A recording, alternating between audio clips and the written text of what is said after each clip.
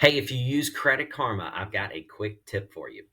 Hey, it's Craig back with another Mortgage Minute. And one question we get a lot when we're talking to people about, potentially buying a home and just talking about the process is I'll get told something like, hey, I know my credit score is 680. I know my credit score is 730.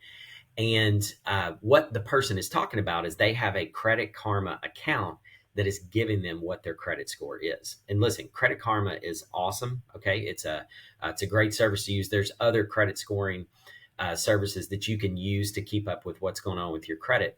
But the one thing you need to understand is those consumer credit scoring services like Credit Karma, they are utilizing different credit scoring programs than what a mortgage credit report would utilize.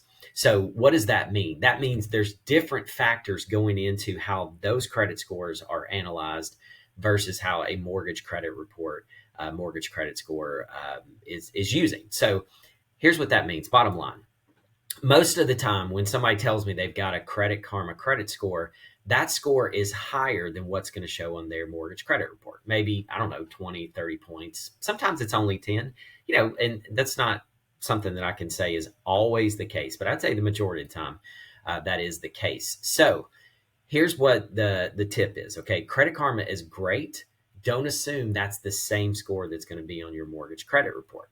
Okay. Now, sometimes when I explain that, people will say, well, I guess I shouldn't use Credit Karma. No, you can still use Credit Karma. It's great. It tells you when things change on your credit report. If you're trying to boost your credit score, it's a really good tool because if you need a creditor to update something on a derogatory account or something like that, you get notified when there's a change. That's super helpful in that process. So I'm certainly not saying, don't use Credit Karma. You just need to understand they do, at least right now, they do use different credit scoring models. So the scores are not exactly the same.